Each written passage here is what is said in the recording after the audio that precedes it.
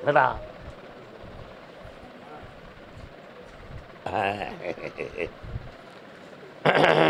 உன் மனைவி எங்கப்பா இருக்கா? அவளுடைய ஆரோக்கியத்தில் கவனம் செலுத்த சொல்லுதார சாமி. என்ன செய்து அவளுக்கு சரியில்லாமல் இருக்காளா? அவளை காப்பாற்றி வெளியே கொண்டு வந்துடுறேன். என்ன வேறு பையனுக்கு என்ன செய்யணும்? உன் பையனை படிக்க வைக்கிறதுல எனக்கு ஒன்றும் பெருசு இல்லை. அவனை போலீஸ் வேலைக்கு அனுப்புவோமா? என்ன வரைக்கும் அனுப்புவோம்? கால் வந்துட்டோம்.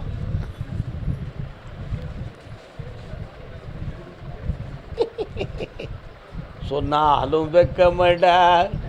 தம்பிக்கு வயசு எத்தனை? பையனுக்கு 13 வயசா? செல்லு அவன் கையில் கொடுத்து வச்சுருக்கியா? கொடுக்கக்கூடாது. ஏம்னா இப்படி நான் பார்த்தேன், இப்படி பார்த்தேன், இப்படி பார்த்தேன். ஆமாம், அவன் ஐஸ்வர்யமாக இருப்பான், வெற்றிகரமாக நடப்பான். அவனுடைய உடம்பில் ஒரு தெய்வத்தின் அருள் சக்தி தோன்றும். உலகத்தில் வெற்றி வாகை சூடி வருவான். எம்பெருமான் வெங்கடாச்சலபதியினுடைய அருள் சக்தியை பெற்று ஆனந்தமும் அடைவான்.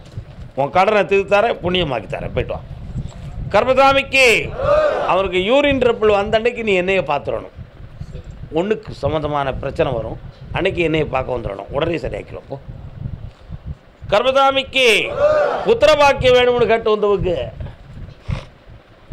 வெத்தலை பாக்கு சுண்ணாம்பு பத்திரிகை லங்கிராம்பு வெக்கம் போல் செவந்து போச்சுதே ஏன் ராசாத்தி ஒன் மேலே ஆசையாச்சுதே.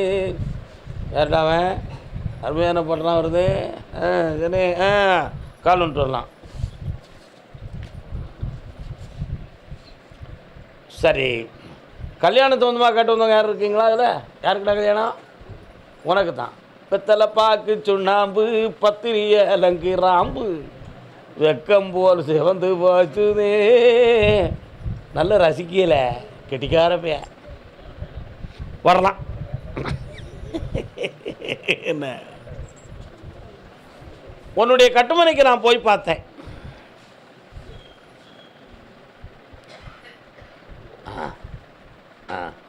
தோன்றுது மறையுது. குழந்தை தோன்றுது மறையுது. யாருக்கு? ஏன் இந்த மறைவு ஏற்படுச்சுன்னு கேட்டேன். ஒரு காலத்தில்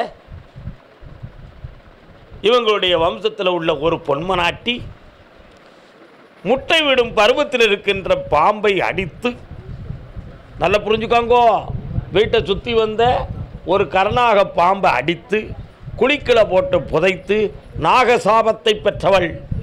ஆகையினால் அவளுடைய உடலில் கருமுட்டை தோன்றி 35 நாள் 40 நாட்கள் தோன்றி இருக்கும். திடீரென்று படுக்கையில் உடைந்து வெளியேறிவிடும். இப்படிப்பட்ட நிலைகள் உன் துணைவியாருடைய வயிற்றில் நடக்கிறது. கால் விட்டு வா. போன தூரத்துக்கிறீங்க, சைலண்டில் போடுங்க. வரலாம்.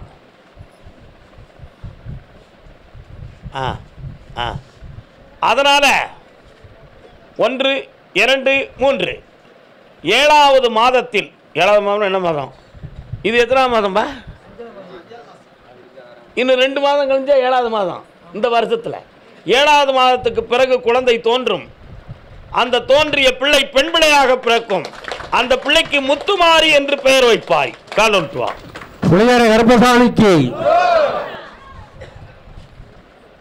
வாப்பா வா. இந்தா ஆனந்தமாக இந்த கனியை உன் மனைவியை சாப்பிட சொல்லு. கர்ப்பசக்தி தோன்றும். இந்த கனியை என்னையை நினைத்து நீ சாமி கும்பிடு. உனக்கு தேவையான பணம் தொழிலெல்லாம் அமையும். தேவையான பணம் தொழிலெல்லாம் அமையும்னு சொன்ன வாக்க என்னடா புள்ள கிடைச்சாச்சு. போ, ஆனந்தமாக இருக்கு. போயிட்டு வா. கல்யாணம் வாப்பா. கல்யாண ஆசை வந்த காரணத்தை சொல்லவா. சீரழியதுக்கு அந்த பாட்டு உள்ள வேலை. நீங்கள் எதுவும் தப்பாக நினச்சிங்களப்பா. இன்னொருத்தனை கால் வந்துட்டு வாங்க. வேற வேற வேற தம்பி வா. உன் ஜாதகப்படி காதலிக்கணும்னு விதி இருக்கு. என்ன அப்படி ஒரு காலமே கடந்து வந்தால் தான் கல்யாணம் நடக்கணும்னு ஒரு நிலைமை. அதனால் நீ காலத்தை கடந்து தான் வந்து என் முன்னால் உட்கார்ந்துருக்க. ஆகையினால் இந்த திருமணத்தில் இருக்கக்கூடிய தடையை நான் நீக்கணும். தண்டவாளத்து பக்கத்தை தாண்டி போகுது என் குதிரை. உங்கள் இடத்துல இருந்து ரயில் பாதை எந்த பக்கம் இருக்குது?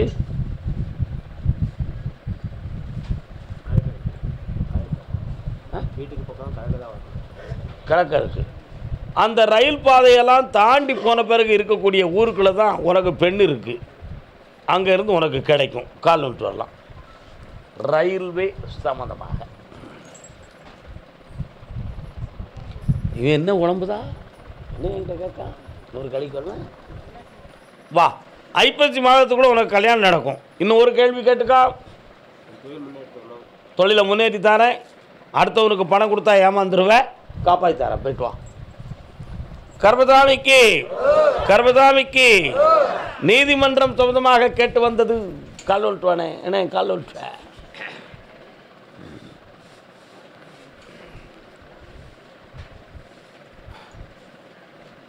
என்ன செய்யணும்? கண்ணை பகல முடிக்கும். கண்ணை முடிக்கா. உன் பேர் என்னண்ணே? மாசிலாமணி. இன்னொரு தடவை கண்ணை முடிக்கா.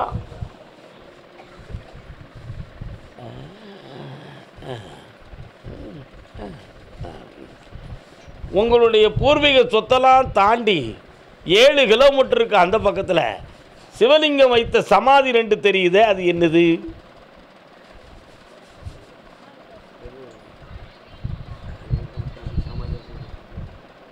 ரெண்டு சமாதி தெரியுது. கால் விட்டு என்னன்னு பார்க்குறேன்.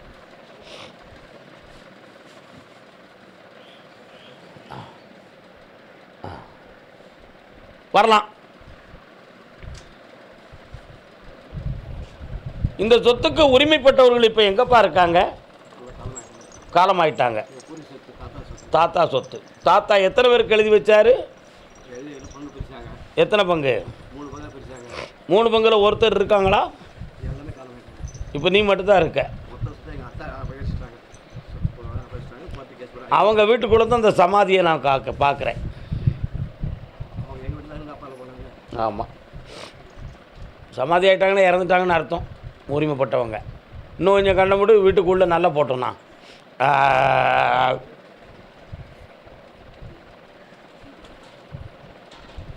சரி, கரெக்ட். சனி பகவானுடைய தோஷத்தின் காரணத்தினால் தந்தையுடன் பிறந்த சகோதரி உன் குடும்பத்துக்கு எதிரியானாள். அப்படி எதிரியான பின்பு யாரையாவது ஒருவர் இவர்கள் செத்தால்தான் நாம் அந்த சொத்தை அனுபவிக்க முடியும் என்று பல்வேறு செய்வனை கோளாறுகளை செய்து உடல் உபாதைகளையும் பெருந்துன்பங்களையும் பகையவும் உனக்கு உருவாக்கி வைத்தார்கள். அதில் உடல் நேரங்கள் சரியில்லாமல் போய் இறைவனால் காப்பாற்றப்பட்டு இப்போ சொத்து நமக்கு வேணும்னு நீ நினைக்கும் பொழுது அவங்க குடும்பம் தளர்ந்துருச்சு, உங்கள் குடும்பம் கொஞ்சம் வளர்ந்துருச்சு. கால் ஒன்று சொல்லலாம்.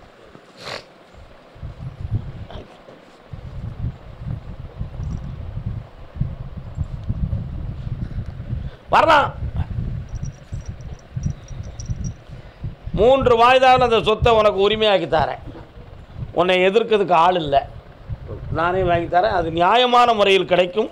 நீ அனுபவிப்பது நீதிதான். எஸ், வாங்க. எனக்கு காது கேட்கல. திடீர்னு ஏன்பா? எனக்கு காது கேட்கல. உத்தரவு அவ்வளோதான் அர்த்தம். அங்கிட்டு வாங்க. கர்மசாமிக்கு உடலில் ஒரு பக்கம் எனக்கு பாதிப்பு ஏற்பட்டதே. அதுக்கு என்ன காரணம்? என்ன காரணம்? என்ன காரணம்? என்ன காரணம்? என்ன காரணம்? அது என்ன காரணம்? காலன்ட்டு வா.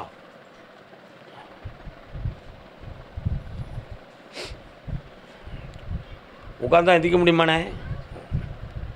என்ன செஞ்சுது? உட்காருங்க. சாமி, இந்த நிலைமை ஏற்பட்டதுக்கு காரணம் இயற்கையாக நடந்துச்சா இல்லை இந்த ஆக்சிடென்ட் நடக்கிறதுக்கே ஒரு காரணம் இயற்கையாக நடந்துச்சா, வேறு எதுவும் மாறுபாடால் நடந்துச்சா, கிரகத்தால் நடந்துச்சு? யாரும் செய்வன வைவனை செஞ்சு நடக்கலை. ஆனால் வீண் குறையான நிலைகள் தேவையில்லை. இப்போ இருக்கக்கூடிய கடன்கள் தீர வேண்டும், தொழில் உளமாகணும். வேறு என்ன வேணும்? கண்ணை கொடு. அப்படி என் கையை மட்டும் இப்படி டங் டங் டங்.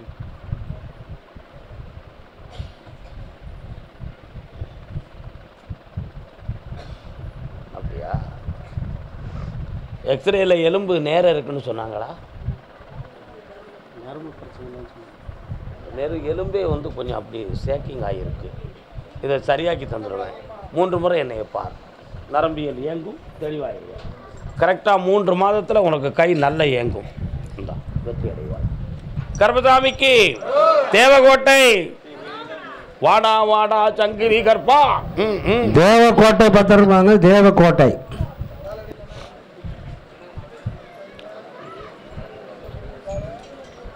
வாமா.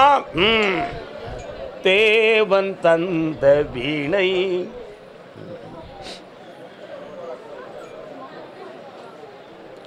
உன் எல்லைக்குள்ள போய் பார்த்தேன். நான் கருப்பசாமி இருக்கிறேன். சங்கடி கருப்பசாமின்னு ஒரு சாமி இருக்காரு. அவர் எங்க இருக்காரு? காலைல வந்துட்டு வா.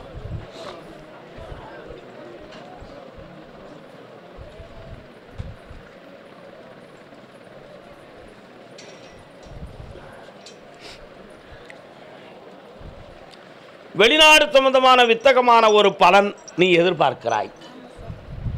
அதை நான் வெற்றிகரமாக நடத்தி தந்துடுறேன். இப்போ வச்சிருக்கக்கூடிய வியாபாரத்தையும் களங்கம் இல்லாமல் நடத்தி தரேன்.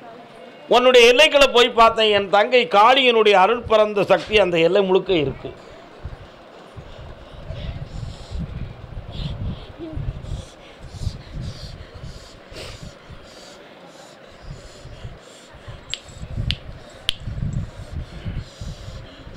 எஸ், சரி, ஓகே.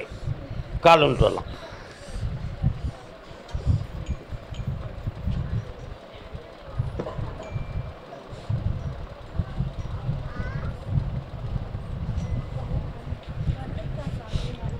மீண்டும் அனுப்புவோம். மாதம் 3 பொறுத்திருக்க வெற்றி ஆகும்.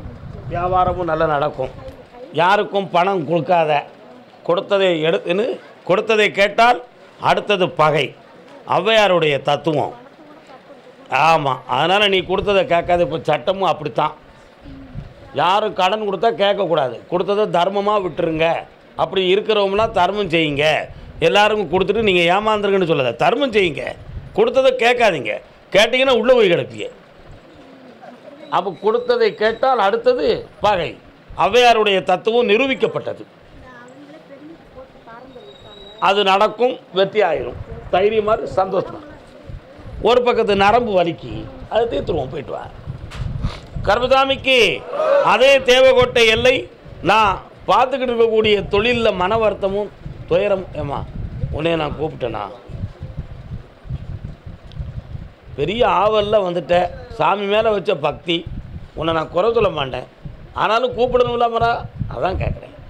தொழில் சம்மந்தமாகவும் பிள்ளை சம்மந்தமாகவும் கேட்டு வந்தவங்க. என்னடா தம்பி, என்ன தொழில்? பிள்ளை எங்கே இருக்கு? யாரு கட்டி கொடுத்துட்டிய? கால் வந்துட்டு வா. என்ன புறப்பட்டீங்களா? சரிப்பா, 5 நாளாவது போயிட்டு வா. சரி சரி சரி. உன் கட்டுமனைக்கு போய் பார்த்தேன்.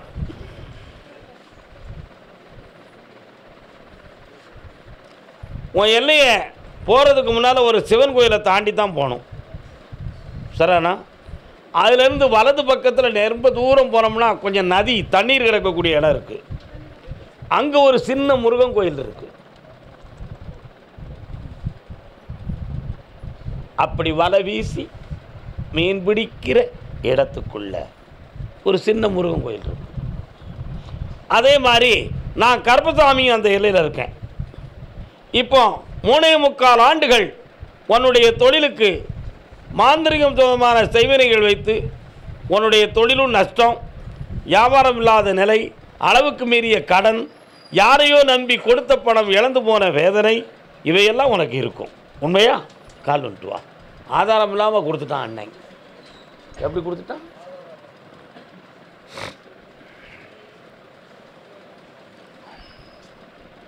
அம்மா பராசக்தி, என்ன செய்ய போகிற நீ?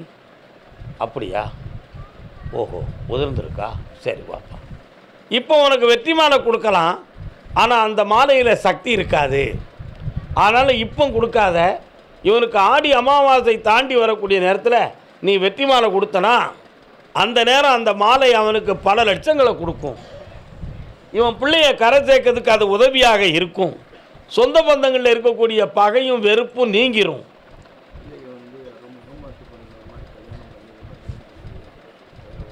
அதனால் இந்த விஷயங்களை நான் மாற்றி அமைக்கணும். அதுக்கு ஆடி அமாவாசை வர கால அவகாசம் இருக்குது. அதுவரை பொறுத்திருந்து உன் தன்மானம் குறையாமலும் காப்பாற்றுறேன், அவமானம் ஏற்படாமல் காப்பாற்றுறேன், உன் பிள்ளைய வீடடங்கி இருக்க வைக்கேன். வெற்றி உண்டு. நாளை காலை என்னை பார்த்துப்போம். கர்மசாமிக்கு அதே தேவகோட்டை எல்லை, தாய் மகன் தந்தை.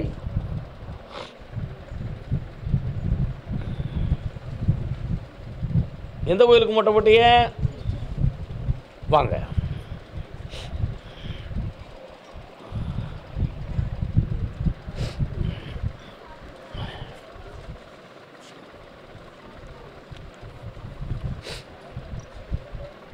செந்தூர் முருகன் கோவிலிலே ஒரு செய்தியை நான் கேட்டேன். சேவல் கூவும்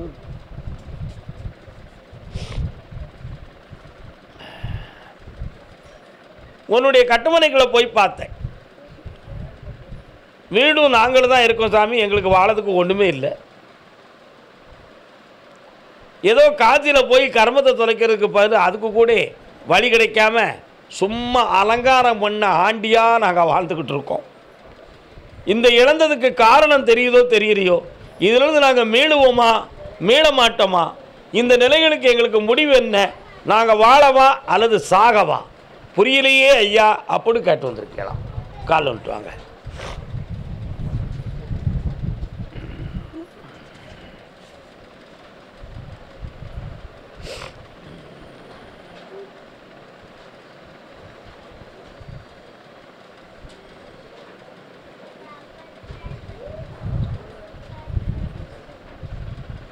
உங்களுக்கு நான் படி இழக்கக்கூடிய நேரம் வந்தாச்சு.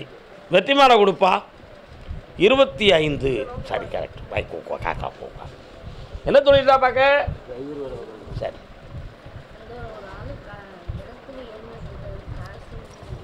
கண்ண முடிக்காடா தம்பி. கூப்பிடு பார்க்கறோம் சாமியை. வழிகாட்டு மாளிகைப்பற கர்மசாமிக்கு, குருநாதர் பாண்டி சித்தருக்கு, அருவாக்கு சித்தர் ஐயப்ப சாமிக்கு, 30 கோடி தேவர்களுக்கு 25% பணம் உனக்கு கிடைக்கும். இந்தா எல்லா சக்தியும் பெற்று வெற்றி அடைந்து வருவாய். இதிலிருந்து 3வது வெற்றி மாலை வாங்கும்போது பல லட்சங்கள் உன் கையில் இருக்கும். நல்லாரு மகனே. இன்னையிலிருந்து அவன் தெளிவாயிடுவான். தைரியமாக இருக்க. போய்ட்டோம். போய்ட்டு வரலாம். கர்மசாமிக்கு அதே மாதிரி தாய் மகன் தந்தை.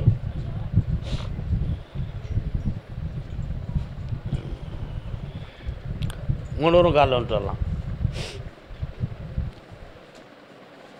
காலம் என்னும் ஏட்டினிலே கருமாறி துணை இருப்பா, காணக்கள் கூசுதம்மா. அண்ணா உங்களுக்கு எந்த ஊருண்ணே?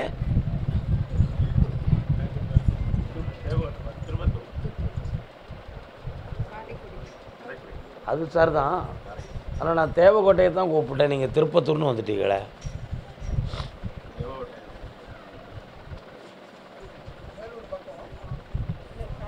அருப்புக்கோட்டையிலிருந்து பார்த்திபனூர், அந்த எல்லையை தாண்டணுன்னு திருப்பத்தூர், காரைக்குடி, தஞ்சாவூர், அந்த வழி தானே உங்களுக்கு?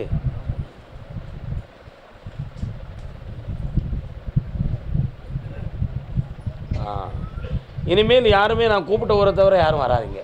காலைல வந்துட்டு வரலாம்.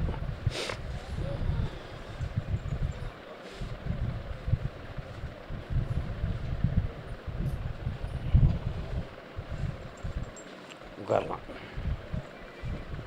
இப்போ இங்கே வந்து இருந்து என்ன நடந்துற போது உங்களுக்கு அப்படின்னு இவனுடைய உள்மனசு சொல்லுது.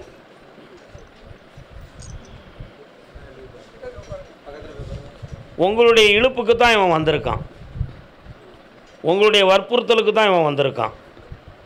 ஆழ்மனத்தோடு என் மேலே அன்பு வச்சோ பூரண எண்ணம் வச்சோ இவன் வரலை. நல்லா நீங்கள் புரிஞ்சுக்கணும். அதுக்காக இவனை நீங்கள் தவறானவம்னு கருதக்கூடாது. இந்த பிறவியில் அவனுடைய எண்ணங்கள் விதிகள் வந்து எப்படிப்பட்டதுன்னு சொன்னால், பூசாரி, சோசியக்காரன், இந்த மாதிரி சாம்ராட்டுகளை இவன் நம்ப மாட்டான். அவன் கடவுள்னு ஒரு சக்தி இருக்கு, அதை நம்பிக்கிடுவோங்கிற ஒரு எண்ணம் உடையவன். உண்மையா இல்லையாடா?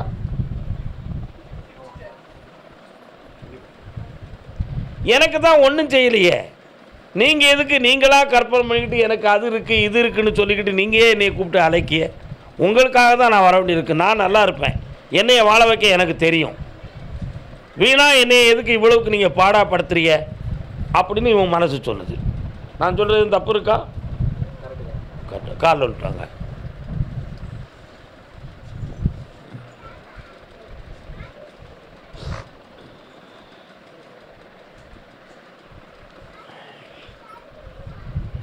இப்போ உனக்கு என்னடா வேணும் தம்பி? ஆ, என்ன வேணும்? அவனுக்கு தான் சஞ்சலமே இல்லைன்னு சொல்லிட்டானே.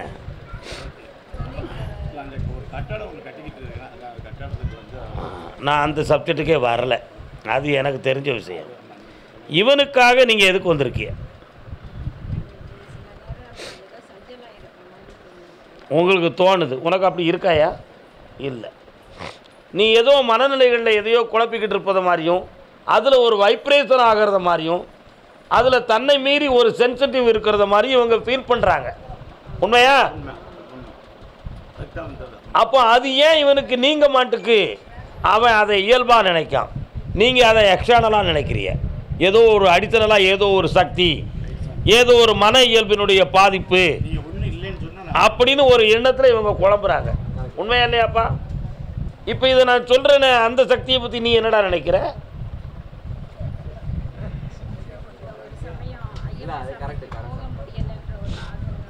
எப்படி? காலில் விட்டுவாங்க. எல்லா வெற்றியும் கிடைக்கக்கூடிய நல்ல நேரம் வந்துருச்சு.